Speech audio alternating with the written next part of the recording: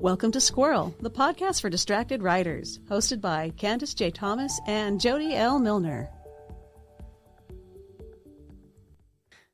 I really didn't notice how fun that intro is to dance to. It is so super fun. Jody, hi, welcome back to the Squirrel podcast. I'm Candace. Hi, and you just introduced me. Yeah, so. This is Jody. We're, this is episode 11. We're having a lot of fun with this one. I got this. We're going to talk about, this is Barbie inspired. It's not going to be the Barbie episode. We won't call it that, even though we do call it that. But it's about your expression of play when you're younger. And we got this idea, actually, I stole you to go see Barbie. She whisked me away. You didn't want to see it. In the middle of the night. I had feelings about seeing it, to be honest. I think it's because did you think it was going to be girly? I thought it was going to be dumb. Oh my gosh, it's so not. It's got a lot of really charming moments. I'll give it that. I had seen it like 3 or 4 times before I stole you to go see it. So I'm glad I did that. I called it a pajama movie because we went at night when no one else was around. There were 5 people in the theater. It was awesome. Anyway, I mean, this is airing way past Barbie, but the idea that I got actually from Barbie was not specifically from the plot. It was about, I was really inspired by the fact that they kind of, about the hindsight of play, about when you know, in your formative years, when you were younger, you had this expression of play. You not only, kind of identifying your own world in those realms, in that kind of environment, using your toys or your dolls to kind of express the world that you know, but it's also spontaneous and it is extremely imaginative. And I think that I found it really inspiring to me because I have a huge imagination and I played a lot. I played probably too much, probably more than I should have, and probably until I was older than I should have, actually. And I found that I was actually a mother that would get down and play with my kids and stuff. But going back to the point that I'm trying to get to, is that stop laughing at me. You were laughing at me because I got distracted. But I think like imagination is such an important part of our lives. And as we grow older and we get more solidified in our own world and everything that's around us, we create these concrete memories that as adults, we forget about imagination and how formative it is when when we grow up. So that's kind of what I wanted to talk about is how does imagination and those early years of play actually translate into our imagination and into our creative writing career. There you go. So, Jody. So clearly the first question I have to ask you is, what are the toys you grew up with? It's funny, I did not play with Barbies, honestly, even though this is inspired by Barbie, but I didn't play. I had one Barbie, but we were really poor. Right? We were really poor, and I only had one Barbie, and we lived in the country, and I left it outside. I remember asking for Christmas one year for the exercise Barbie. That was a big hot year. I didn't get it. I got a pretty cool Barbie. Like she had like this dress that kind of wrapped around. It had a big ruffle, and you could just make different dresses. So I thought that was pretty cool. But I left her outside, and she got shooed by rats. So we played with her. We wrapped Band-Aids around her and said that she was like in the hospital. Oh, you had weird Barbie. Well, yeah, everybody did. I didn't ever cut my doll's hair or put I did marker some of my dolls. I played with more strawberry shortcake. If it comes to, I did grow up with dolls.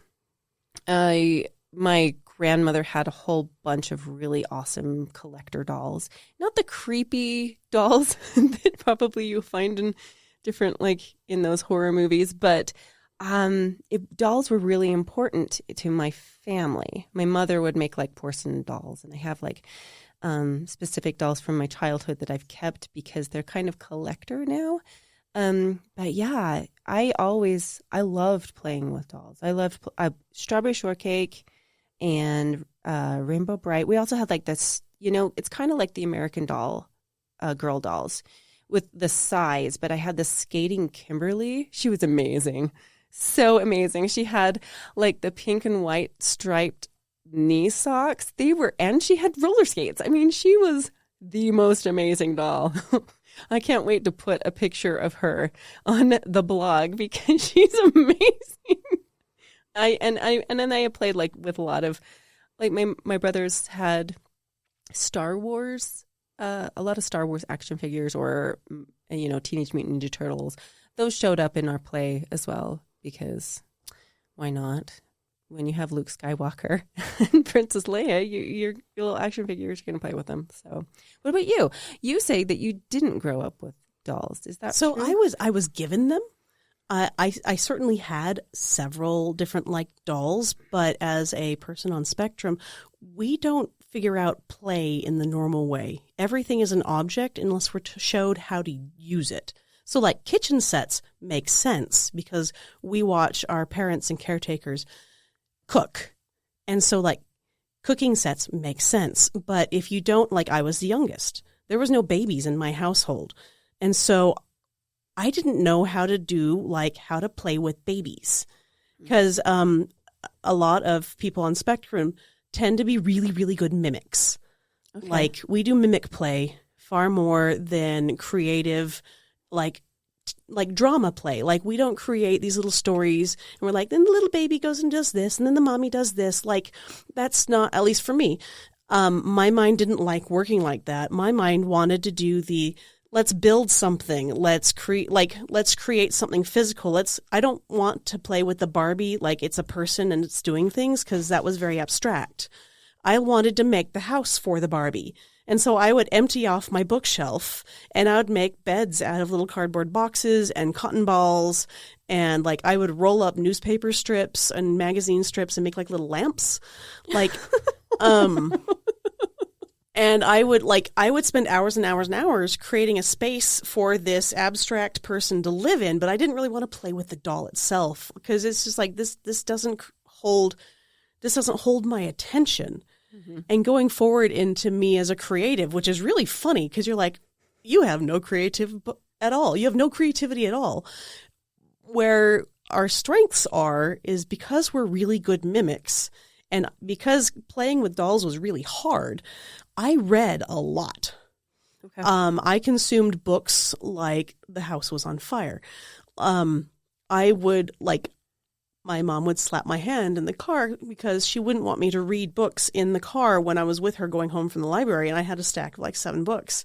And I'm like, I want to start now. And she's like, no, we're together. We should talk like people. And I'm like, but the book, it calls. And so, yeah, it was a very different experience growing up with wanting to play with all of my brother's cool toys because he had a lot more of these physical toys that made sense to me. He got the microscope and like I watched Star Wars. So the Star Wars toys made sense. Mm-hmm. I could make them do things. So I'm like, I kind of understand your storyline. Gotcha. But for like this ambiguous Cabbage Patch, I'm just like, you're strange and I'm supposed to do what with you? I did have some porcelain dolls. They creeped me out. I was required to keep them in my room. They stood on my dresser and I just left them there. I didn't want to touch them. I didn't want to interact with them. I honestly didn't want to look at them when it got dark at night. They creeped me out. So you didn't have, do you have any sisters?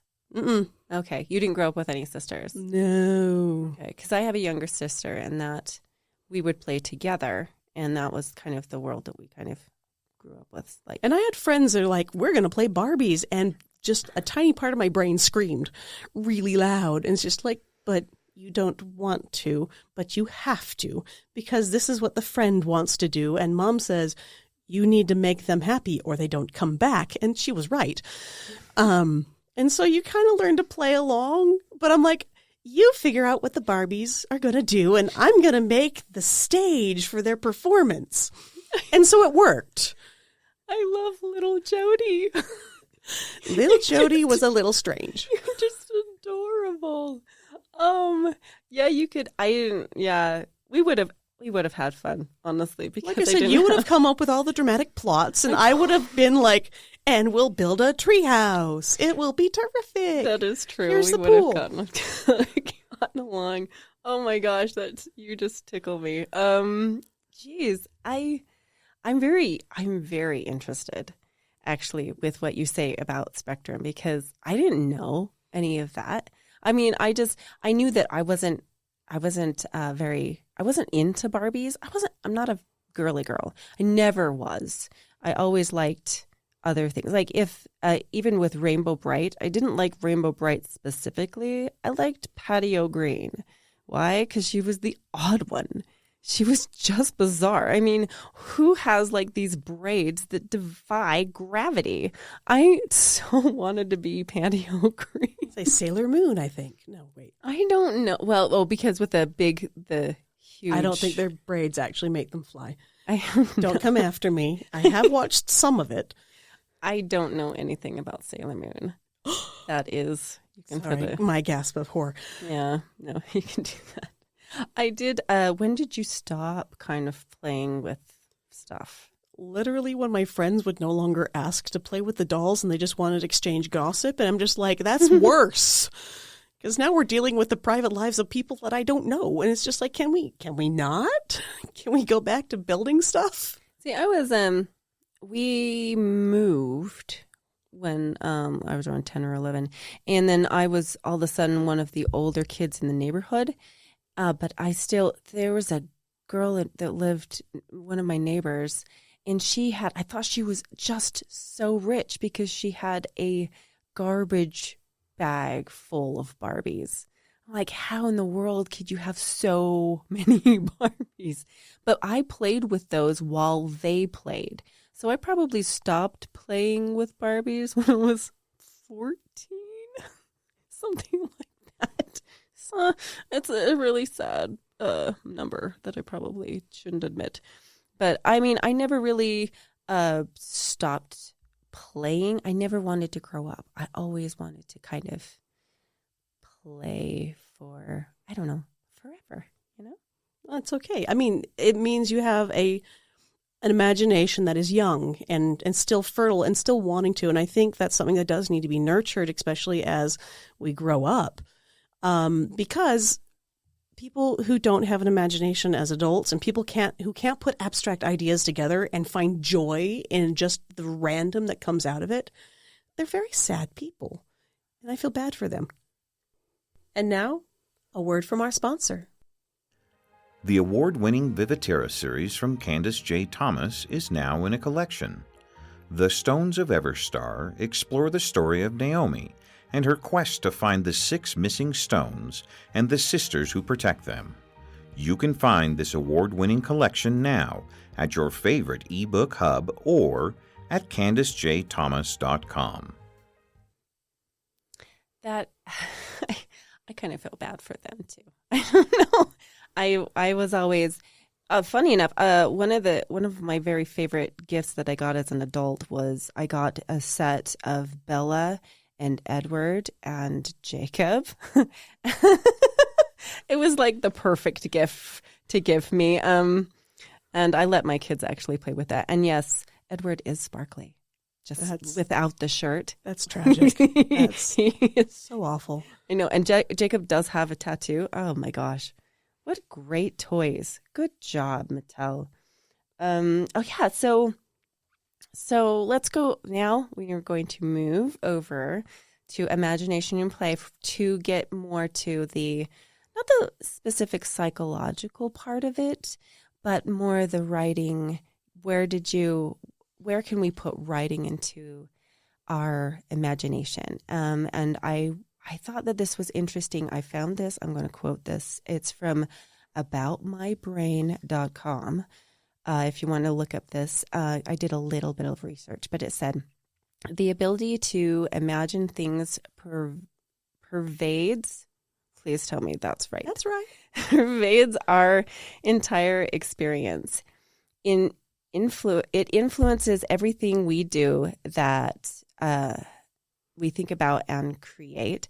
It leads to elaborate theories, dream, and inventions in any profession, from the realms of academia to engineering and the arts. Ultimately, imagination influences everything we do, regardless of our profession.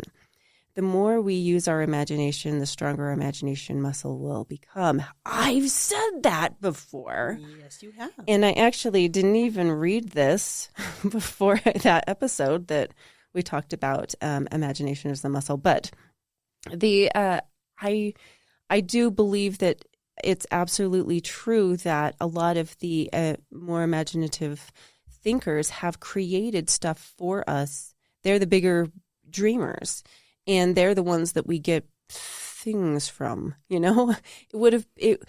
I mean, I know that this is maybe a squirrel thought, but, you know, we carry around like phones now that are little computers that were just once just thoughts. Like Gene Roddenberry thought of, you know, just a communicator, right? Yeah, and then Star Trek that became a real cell thing, phone. right? What an imagination that kind of just evolved to these, I don't know, these real ideas.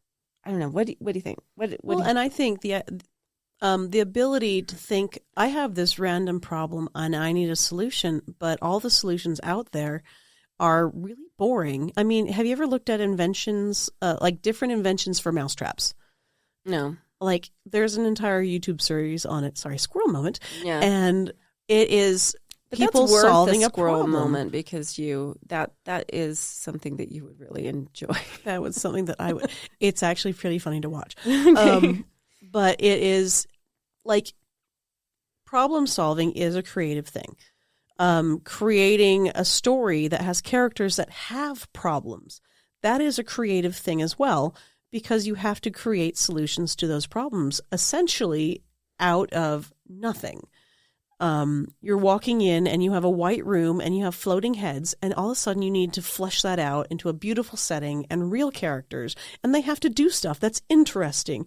No pressure. And people who aren't creative are going to be like, okay, well, the problem is he needs to get together with her, so he's going to buy her pizza and then she likes him. And the rest of us writers are just like, wait a minute, we can make this more interesting. And all of a sudden, an entire novel comes out of the poor fellow who's trying to get the girl by continually buying her pizza. Maybe he is her pizza boy. And then you get this cute little story. And maybe you have something that like people can learn from. They're like the power of persistence, the power of being the person who's there when someone else needs you. Like, and all these little tiny things start weaving together, and then we get really excited and we write it down, and then all of a sudden you've got something new, and it's fun. It's fun. The thing I love so much about play, incorporating that into my writing, is the spontaneity of play, because when you're down on the floor playing with your children and you've got these Barbies and just watching them come up with their own ideas of what's going on, like this guy, you know, they're going to the prom, or you know, that one's angry at the other, but they also come up with just really creative ideas that I wouldn't ever thought of, but it's immediate. It's not planned out. They just say it. It just comes out like that. One of the reasons why I like discovery writing is the same. It's the very same principle of getting down to the words, opening up just the document and just playing. I just get to play with my characters, see what happens, put them in situations that I didn't expect or that I didn't plan, and see what happens. That's absolutely one of my very favorite things. My second novel is pretty much all play in a fantasy world and you can tell because the joy of it is presented in the words and in the presentation of the book and how the characters react and interact with each other. You can tell the joy that came into it when you were writing down those words. I just have that. If anyone ever asks me why I like to discovery write, that is the real seed of it. And I was doing we were doing sprint writings. I know that's your very favorite thing ever. I can sprint now. I know. I taught you the secrets of sprinting now. Almost. We did an episode of sprinting a while ago, but one of my funnest sprints I did was I was actually doing an editing sprint where I was challenged to add a new idea into an existing block of text, and they used a random word generator, and it was kiss. And I'm like, this is an action scene. How is that going to work? But it made the wheels turn in a whole new direction, and it was just really fun to play with. How do I insert this element into this very this does not fit into this. And it ended up being just a hoot and a half to write. And I'm pretty sure I had to edit it out later, but it was something that was fun. Mm-hmm. So it was something I really liked doing. Oh, that's so much fun. I love that idea. I think that I've done something like that. Like I like doing... This is definitely going off topic, but I like doing the perspective of other characters oftentimes just because I like to see what they're seeing instead of what I've written, just to get a different perspective of who they are. That is a lot of fun to do as well. And then the other way you can play with, like if you're having a hard time developing an idea and you really are like, I don't know where to go from this. Like the question, what if? What if opens a world of possibilities? And like if you're writing middle grade, I got to do one brief foray into middle grade. And like I was teaching about it to a group of junior high students. I'm like, what if the person sitting next to you is a lizard? What if your teacher is actually an alien? What if the floor is lava? And I was just throwing these out at these poor children who are just like, when do we get our pizza? But you could see the lights turn on as you started playing with this idea of asking, what if? What if this happens? What if that mouse actually is like the controller of the universe? Mm-hmm. That was a Douglas Adams reference. Yes, thank you very much. That is awesome. I love that. Did you find? Okay, we're going to wrap up here now. But going back to the Barbie movie that kind of inspired this, what kind of message did you find about play in that movie? The biggest thing for me is that there is no wrong or right way to play. It is just play. Play is an exploration of our ideas. It helps us explore things that we haven't quite figured out yet. And so I really like the idea of allowing any sort of play that feels right. So there isn't a right or wrong way to play. And in the Dear Barbie movie, which I know you adore, it shows us how different people play with toys. How we have our real world people and then we have our Barbie avatar people. And it kind of demonstrates how different kids play with different toys and how that shaped things. There's no wrong way to play. I really like just the imagination of how to understand your world better. I liked that you kind of got a chance to be in the Barbie world, like you were in the dream house as well. And I liked the visual aspect of being there in that kind of world. Anytime there is a museum type exhibit where you go in and you kind of feel like you're in Alice in Wonderland, or you feel like there's a huge mushrooms, or you know what I mean? I love that. I love that just very visual playground.